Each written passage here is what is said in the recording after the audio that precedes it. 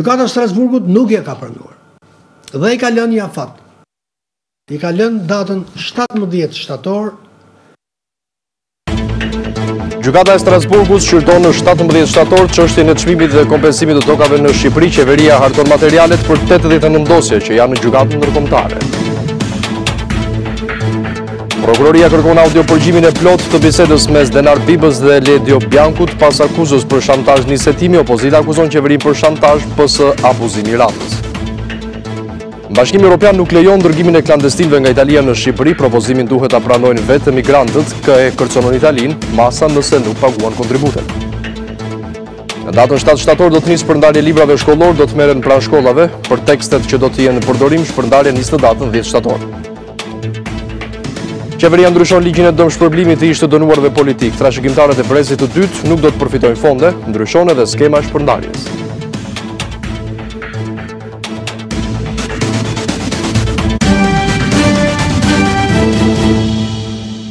Mirëmbrëma, ky është edicioni qendror i lajmeve këtu në Radio Televizionin Ora News, ku do të keni mundësi të jeni më gjërësisht me zhvillimet kryesore të ditës sotme. Pas verifikimeve të nisura, Prokuroria e Tiranës ka vendosur sekuestrimin e materialit bruto të audiopërgjimit të bisedës Biba-Bianku në Strasburg, ku pretendohet se është shantazhuar gjyqtari shqiptar për çështjen e pronave. Prokuroria e Tiranës ka vendosur të sekuestrojë materialin bruto të bisedës mes gjyqtarit të Strasburgut Ledio Bianku dhe kryetarit të Komisionit Qendror të Zgjedhjeve Denar Biba. Vendimi erdhi pas nisjes së verifikimeve nga prokuroria në akuzën e ndikimit të palishëm të personave që ushtrojnë funksione publike. Burimet bëjnë me dije se më pas do të vendoset për të vijuar me veprimet e tjera hetimore, ku nuk përjashtoi dhe pyetja e dy protagonistëve Biba dhe Bianku për të dhënë shpjegime. Një ditë më parë në media u publikua audiopërgjimi, duke pretenduar se nënkryetari i KQZ-s Denar Biba, në emër të sekretarit të përgjithshëm të kryeministrisë Angela Gaçi, ka shantazhuar gjyqtarin përfaqësues të Shqipërisë në gjykatën e Strasburgut për të mbyllur problemin e pronave. Biseda është bërë në vitin 2014. Vetë Biba në një prononcim për mediat pranoi se kishte bërë bisedën, por tha se e vërteta e metaforës së trenit nuk është ashtu siç është interpretuar, si shantazh ndaj gjyqtarit, që ky i fundit të bllokoi çështjen e pronave në Strasburg. Pak orë pas publikimit të videos, kreu i PD-s Lulzim Basha doli një deklaratë për mediat, ku e quajti akt të mirëfillt mafioz dhe i kërkoi prokurorisë nisjen e hetimeve të menjëhershme. Të njëjtë kërkesë pati edhe kreu i grupit parlamentar të LSI-s Petrit Vasili. Ndërkaq, në vijim të kësaj ngjarje, Partia Demokratike ka vijuar akuzat që Denar Biba për llogaritë të kryeministrit Rama ka shantazhuar antarin e gjykatës së Strasburgut Ledi Bianku. Kështu ishte këshilltari ligjor Gazmend Bardhi i Partisë Demokratike, i cili thotë se vetë gjyqtari ka rrëzuar justifikimet të nënkryetarit të Komisionit Qendror të Zgjedhjeve, që i quajti bisedë miqësore, kur e ka raportuar këtë përpara kryetarit të gjykatës së Strasburgut se ndërhyrje të paligjshme në punën e tij. Këshilltari ligjor i Partisë Demokratike thotë se gjyqtari i Strasburgut Ledi Bianku rrëzoi justifikimin e nënkryetarit të KQZ-s Denar Biba, duke denoncuar shantazhin tek kreu i gjykatës.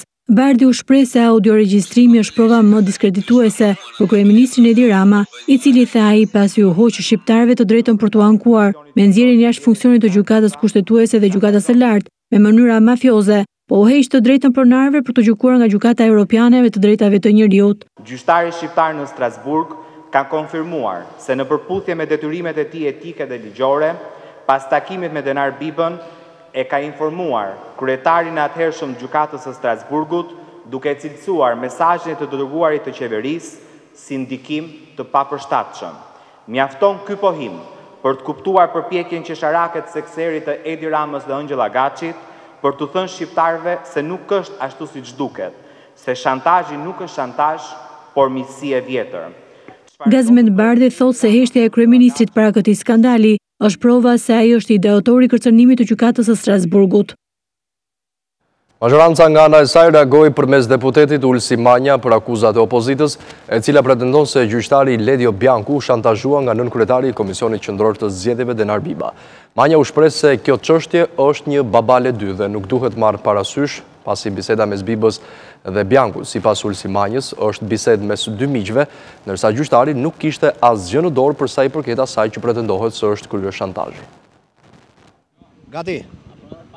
Ulsi Manja ishte i pari antari majorancës që u përgjigj akuzave të opozitës në lidhje me audiopërgjimin në të cilin pretendonte se nënkryetari i KQZ-s Denar Biba po shantazhonte gjyqtarin Ledio Bianku. Duke shprehur qëndrimin e shumicës, Manja tha se kjo është një çështje qesharake pasi Denar Biba ishte antar i delegacionit zyrtar të shtetit shqiptar, ndërsa gjyqtari Ledio Bianku nuk kishte asgjë në dorë për sa i përket kësaj çështje.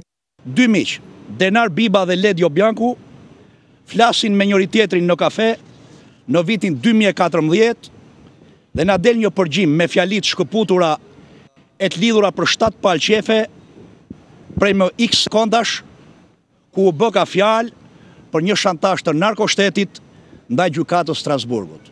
Këtu s'bëhet fjalë për pronat e njërit apo tjetrit, por për një problem shtetëror dhe për interesin publik që është trajtuar në mënyrë institucionale nga qeveria shqiptare me gjykatën e drejtave të njeriut të Strasburg që në vitin 2014 për t'i vënë fre hemoragjisë së tmerrshme financiare shkaktuar nga Partia Demokratike. Realisht Lulzim Basha nuk ka faj. Ai vazhdon të bëj ato që di të bëj më mirë, të zhytet thellë e më thellë në ujin e ndenjur ku e ka futur opozitën shqiptare. Manja u shpreh se delegacioni në Strasburg kërkoi shtyrjen zyrtarisht të vendimeve për çështjen e pronave për të shmangur faturën financiare që i kishte lënë Partia Demokratike pasi u largua nga pushteti. Qeveria shqiptare do të duhet që deri në datën 17 shtator t'i dërgojë gjykatës së Strasburgut një plan të detajuar për ekzekutimin e të gjitha vendimeve përfundimtare për kthimin dhe kompensimin e ishpronarëve. Brenda vitit 2018, Gjykata Europiane për të drejtat e njeriut do të dalë me një vendim për 89 pronat, të cilat mund t'i kushtojnë shtetit shqiptar plot 424 milion euro. Ishpronarët nuk kanë besim tek institucionet shqiptare për zgjidhjen e çështjeve të pronave dhe vetmja shpresë për to është Gjykata Evropiane për të drejtat e njeriut. Myrshit Dvorp, sekretari i Shoqatës Kombëtare Pronësi me Drejtësi, tha se 17 shtatori është afati i fundit që Strasburgu i ka dhënë qeverisë shqiptare për të krijuar një mekanizëm për ekzekutimin e të gjitha vendimeve përfundimtare administrative dhe gjyqësore që njohin, kthejnë dhe kompensojnë pronat e ishpronarëve. Gjykata e Strasburgut nuk e ka pranuar dhe i ka lënë një afat. I ka lënë datën 17 shtator që qeveria shqiptare t'i çojë komentet shtesë në lidhje me aplikimin e ligjit. Gjykata Evropiane për të drejtat e njeriut pritet të japë një vendim për 89 çështjet e pronave shqiptare brenda këtij viti, nëse Gjykata e Strasburgut do të vendosë pro pronarëve, shtetit shqiptar do t'i faturohet 424 milion euro për të paguar në bazë të zërit kadastral të 2016-s. Me çmimet e 2016-s, me hartës vlerës e 2016-s, të 89 çështjet janë të vlerësuara 424 milion euro.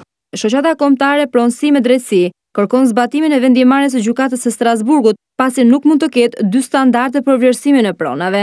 Vlera e këtyre 24.000 vendimeve është 4,6 miliard euro. Ky ligj që ka bërë shteti shqiptar e ka ulur në rastin konkret në afro 500 milion euro. Ndërsa në lidhje me audio përgjimin Biba Bianku në Strasburg, Vorp si akuzon qeverinë se kërkon të bëjë pazare me pronat, siç bëri me gjykatën kushtetuese në vend. Pra që ka bërë pazar qeveria shqiptare, s'ka pas diskutim. Publikimi në këtë moment, çfarë qëllimi ka pas? Deri më sot 24.000 dosje kanë një vendim dhe presin kompensimin, ndërsa 11.000 të tjera janë të vendosura në zyrat e Agjencisë së Pronave. Në gjykatën e Strasburgut janë mbi 400 çështje, ku që nga viti 2007 janë trajtuar 33 me një faturë që i ka kushtuar shtetit shqiptar rreth 33 milion euro. Kryeministri Rama ka paralajmëruar se në shtator do të nisë zbatimi i reformës së pronave, me qëllim krijimin e Agjencisë së re të pronave, e cila do të përfshijë brenda saj hipotekat, aluizin dhe Agjencinë e trajtimit të pronave. Mirë, të ndryshojmë krejtësisht temën informacioneve tona. Presidenti i Republikës Ilir Meta ka reaguar për herë të parë lidhur me debatin mbi korrigjimin e kufive mes Kosovës dhe Serbisë. Kreu i shtetit thot ndër të tjera se çdo debat që ndihmon në kuptimin dhe pranimin e këtij realiteti është i mirëpritur, por thekson ndër të tjera se çdo devijim nga ky realitet përveç se provokon emocione dhe retorika populiste nuk sjell dobi. Kreu i shtetit shqiptar u bën thirrje shqiptarëve në Maqedoni që të marrin pjesë në referendumin e shtatorit për të shprehur vullnetin e tyre me votë. Presidenti i Republikës Ilir Meta për herë të parë ka folur për debatin e hapur në lidhje me korrigjimin e kufive mes Kosovës dhe Serbisë. Kreu i shtetit thotë se në këtë çështje duhet të shmangen devijimet e padobishme. Dialogu Serbi-Kosovë është ndërtuar jo për të ndryshuar realitetin, por për të udhëhequr procesin e pranimit të tij në emër të paqes e stabilitetit. Ai është parakusht për integrimin evropian të dy vendeve. Çdo diskutim dhe debat që ndihmon në kuptimin dhe pranimin e këtij realiteti është i mirëpritur. Çdo devijim nga ky realitet, përveç se provokon emocione dhe retorika populiste, nuk sjell dobi. Gjatë intervistës për Albania Daily News, Meta thekson se marrëveshja mes Kosovës dhe Serbisë duhet të avancojë më tej frymën e bashkëjetesës. E kaluara historike e Ballkanit është fatkeqësisht e lidhur me ndryshime kufish, spastrim etnik dhe shpërngulje të dhunshme të popullsive, të cilat janë shoqëruar me probleme të mëdha, armiqësi, luftra e urrëtie. Marrëveshja që mendohet arrihet sot mes palëve është e rëndësishme të çlirojë energji pozitive, të ndihmojë frymën e bashkëjetesës dhe harmonisë dhe të shërojë ndjenjën e urrëties të mbjellë nga e kaluara dhe historia. Çdo tentativë për të imponuar modele të ndryshimit kufive jo vetëm do të cënonte stabilitetin e rajonit, por do të vinte në rrezik edhe frymën dhe parimet e BE-s për të cilat ajo është investuar nga themelimi i saj deri sot. Kreu i shtetit thekson se normalizimi i marrëdhënieve me Kosovën sjell rezultat në rrugën e integrimit të Serbisë në Bashkimin Evropian.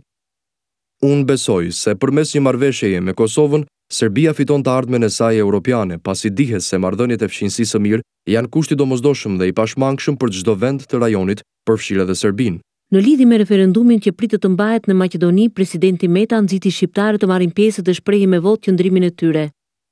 Njëkohësisht u bë thirrje të gjithë shqiptarëve të Maqedonisë që të marrin pjesë në referendumin e datës 30 shtator dhe të votojnë pro marrëveshjes për të çelur një kapitull të ri, jo vetëm në dobi të integrimit të Maqedonisë, por edhe në të mirët të së ardhmes së tyre në këtë vend. Ministri i Brendshëm i Italisë dhe kryeministri i Hungarisë kanë përsëritur një zëri qëndrimet e tyre kundër emigrantëve gjatë një takimi zyrtar të zhvilluar në Milano.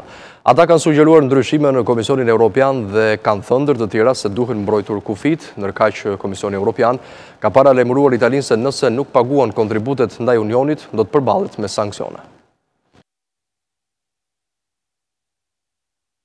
Ministri i Brendshëm italian që mban në të njëjtën kohë dhe postin e zëvendës kryeministrit Matteo Salvini u takua me kreun e shtetit hungarez Viktor Orban. Takimi në prefekturën e Milanos zgjati rreth një orë duke rezultuar me qëndrime të njëjta lidhur me politikat anti-emigrante. Kryeministri hungarez Viktor Orban pas takimit tha se emigracioni mund të ndalet dhe Salvini e ka treguar këtë.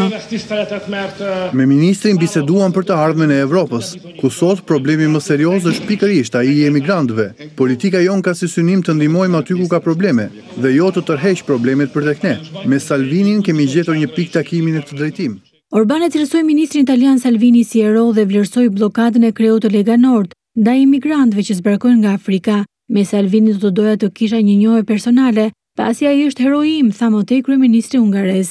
Ministri italian Salvini sulmoi ashpër presidentin e Francës Emmanuel Macron, duke thënë se nuk do të ndjekin politikat e tyre pro-emigrante dhe do të mbrojnë kufit evropian. Por Komisioni Evropian vazhdon replikat me Italinë. Komisioneri i BE-s për ekonominë është përgjigjur Italisë mbi mundësinë e ndërprerjes së fondeve, duke theksuar se një veprim i tillë pasohet me sanksione. Të gjitha vendet e Bashkimit Evropian kanë detyrim të paguajnë kontribute për Unionin, tha ai, ndërsa shtoi se nëse nuk e bëjnë këtë, shkelin traktatet dhe kjo sjell penalitete. Duke u përgjigjur prestigjioses de Uelt, ai shtoi se Italia ka marrë mbështetjen e Unionit për të përballuar krizën e klandestinëve, por nuk mund të ngatërojnë këtë çështje me bilancin e BE-s. Por si do të veprohet në fakt me 20 klandestinët për të cilët u diskutua se do të mbërrinin nga Italia në vendin ton, në këto momente do kemi komunikim të drejt për drejt me kolegen ton në Roma, Alba Kepi. Alba, mi mbrëma. Mi mbrëma nga Roma. Atere, flitet që nuk do të ketë një vendim ashtu si ishte paralajmëruar sa i përket dhe zhvendosjes së 20 emigrantëve nga Italia në vendin ton. Pse?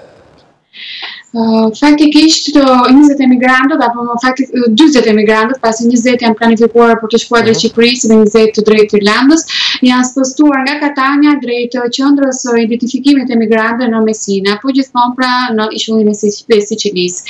Ata janë në pritje të një vendimi, po ndërkohë Komisioni Evropian ka informuar se po monitorohet vazhdimisht pra kjo çështje, pasi sot për herë të parë ajo çfarë kishim parashikuar apo paralajmëruar ekspertët italianë të së drejtës emigracionit u arrit. Pra është Komisioni Evropian i cili është shprehur në mënyrë të qartë me anë të zëdhënësve së saj se emigrantët nuk mund të spostohen në një vend të tretë që nuk është antar i Bashkimit Evropian.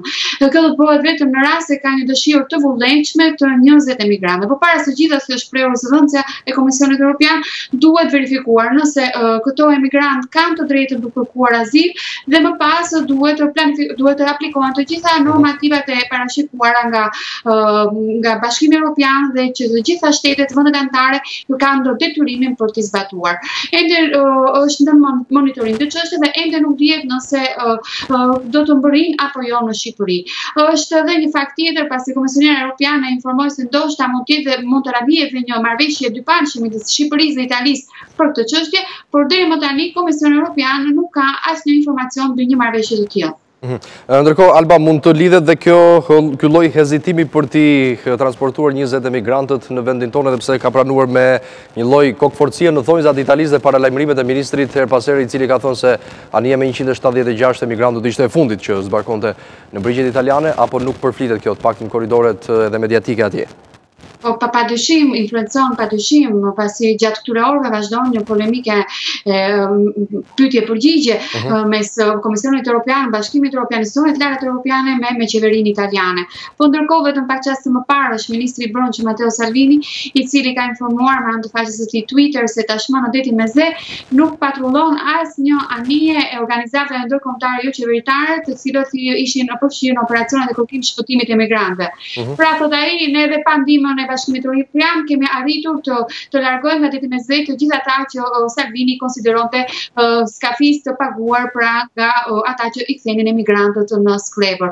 Në një farë mënyre polemika mes Bashkimit Evropian dhe Italisë janë ende të hapura, pasi Italia presionon se nuk do të paguajë kontributet, kurse nga ana tjetër është Bashkimi Evropian që thotë se jeni të detyruar për t'i paguar pasi jeni vend anëtar i Bashkimit Evropian.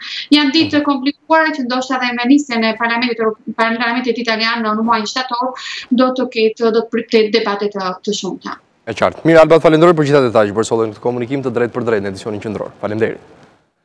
Ishi me kolegin Albar Kepi, drejt për së drejti nga Roma, ku duket në fakt se është komplikuar deri diku edhe çështja emigrantëve në Itali. Kjo përpasoj edhe të një lloj ndërthurje të gjithë situatës që është atje dhe para lajmërimeve të herpashershme të ministrit të Brendshëm, i cili ka deklaruar se kjo do të ishte anija e fundit që do zbarkonte në Itali dhe se nuk do të pranonte që të strehoheshin emigrantët në Itali nëse nuk do të ketë një lloj shpërndarje të barabartë dhe angazhim të vendeve të Bashkimit Evropian për të lehtësuar këtë situatë dhe për të përballuar së bashku, dhe duke se vendet jashtë Unionit janë duke ndihmuar në rastin konkret edhe Shqipëria. Mirë, rikthehemi me informacionet nga vendi, flasim për të tjera zhvillime. Qeveria shqiptare bën disa ndryshime në ligjin e dëmshpërblimeve për ish të dënuarit politik, ku sipas draftit masën e shpërblimit e marrin vetëm personat e afërt familjes dhe nëse ata nuk jetojnë më, do t'i kalojnë buxhetit të shtetit. Drafti në fjalë pritet që diskutohet në komisionet parlamentare me nisjen e sesionit të ri të kuvendit. Qeveria propozon ndryshime të ligjit për dëmshpërblimet e ish të dënuarve politik, duke i dhënë të drejtën e përfitimit vetëm familjarëve të ngushtë të tij. Nëse pjesëtarët e rrethit të ngushtë familjar ndrojnë jetë, masa e dëmshpërblimit nuk do t'i kalojë me brezave të tjerë, por buxhetit të shtetit. Në draft janë vendosur edhe përcaktime mbi fondin e vënë në dispozicion. Dëmshpërblimi i ish të dënuarve politik nga regjimi komunist do të ndahet në mënyrë proporcionale për të gjithë përfituesit, me kusht që kosti të mos jetë më i madh se 1 milion lekë. Kur vlera totale e dëmshpërblimit është mbi 8 milion lekë, do të vijohet me pagesën e këstit pasardhës deri në shpërndarjen e plotë të shumës së miratuar. Ndryshimet në fjalë pritet të kalojnë për diskutime në komisionet parlamentare me nisjen e sesionit të ri të kuvendit. Shpërndarja e librave për nxënësit që do t'i përfitojnë për përdorim falas do të bëhet pranë shkollave nga mësuesit. Drejtoria e shkollës nëntëvjeçare Di Durham thotë se tekstet do të shpërndahen nga data 10 deri në datën 15 shtator. Shkollat të nëntëvjeçare janë duke bërë përgatitjet e fundit për të pritur nxënësit në vitin e ri arsimor. Regjistrimet për klasat e para pothuajse kanë përfunduar dhe në fillim të shtatorit do të nisë edhe shpërndarja e teksteve. Drejtoria e shkollës nëntëvjeçare Di Durham Linda Dervishaj thotë se për nxënësit që do t'i përfitojnë tekstet për përdorim falas, pranë nga klasa e parë deri në të katërtën, shpërndarja do të nisë në datën 10 deri më 15 shtator. Në momentin e parë që do të vinë tekstet në shkollë, e para gjë që do të bëjmë do t'i shpërndajmë tek mësuesit kujdestar të klasave. Prindi do të orientohen nëpërmjet sqarimeve që ne do të vëmë, jo vetëm në muret e shkollës, por njëkohësisht edhe në në lagjet. Nga klasa e parë deri në klasën e 4 do të bëhet në shkollë, ndërsa për klasat e tjera është menduar si në vitet e kaluara me distributorin e përkatës të shtëpive botuese. Tekstet për nxënësit e fillores janë të rinj, pas marrjes në dorëzim të tyre plotësohet ky formular, një kopje e të cilit qëndron në shkollë dhe një dërgohet në drejtorinë arsimore. Është i ndarë në 2 pjesë, njëra ka lidhje me marrjen dorëzim të tekstit dhe tjetra është me dorëzimin fund të vitit dhe gjendjen se si do dorëzohet teksti. Kjo do të mbahet në shkollë, që prindi në momentin në fillim të vitit do ta marrin dorëzim, në fund të vitit do ta dorëzojnë dhe do të hedhë dhe firmën. Në përfundim të vitit shkollor do të dorëzohet vetëm libri nxënësit dhe jo fletorja e punës. Për nxënësit nga klasa e 5 deri në të 9-ën, tekstet do të mund të blihen në librarit përkatëse 10 ditë para nisjes së vitit shkollor. Për shkak të numrit të lartë të nxënësve që e frekuentojnë këtë shkollë, edhe këtë vit mësimi do të zhvillohet me 2 turne. Autoriteti shëndetësor rajonal ka shtuar numrin e punonjësve dhe ka zgjatur turnet me synim për ballimin e fluksit ngarkesave dhe kërkesave për analizat në prag të nisjes së vitit të ri shkollor. Regjistrimi për analizat do të mund të bëhen edhe nga ora 8 deri në orën 10 dhe nga ora 16 deri në orën 18 për gjatë pasdites. Arsimi parashkollor do të nisë më datën 3 shtator, por për të pranuar, prindërit duhet të dorëzojnë në çerdhe dhe kopshte disa analiza të fëmijëve të tyre brenda datës 31 gusht. Analizat duhet të kryen pranë autoritetit shëndetësor rajonal, i cili për të evituar fluksin ka dyfishuar numrin e punonjësve. Drejtori Dritan Ulqinaku thot se institucioni që drejton do të qëndrojë hapur për qytetarët deri në orën 18. Ne kemi marrë masat tona, duke filluar nga dyfishimi i kapaciteteve humane, i hapësirave të institucionit. Kemi shtuar edhe një turn të dytë, bile ky është me porosinë e vetë zotës ministre, për të bërë të mundur që një pjesë e qytetarëve të cilët punojnë paradite nuk kanë të mundur që të vinë për të kryer këtë lloj analizash. Pra, ne presim analiza nga ora 8 e mëngjesit deri në orën 10 dhe nga ora 4 pasdite deri në orën 6 pasdite. Por cilat janë analizat që duhet të kryhen nga fëmijët? Janë analiza feqe parazit dhe koprokultur, të cilët përmbajnë një numër ekzaminime për sa i përket disa agjentëve mikrobik, të cilët mund të jenë shkaktar për, si thua, për disa smundje jo të rënda, por të cilët mund të shkaktojnë edhe epidemi të vogla në ambiente të mbyllur siç janë kopshtet dhe çerdhet. Numri mesatar i analizave që kryen brenda një dite në autoritetin shëndetësor rajonal është rreth 400, ndërsa për të marrë përgjigjen, qytetarët duhet të paraqiten pranë këtij institucioni nga ora 12 deri në orën 14 të çdo dite.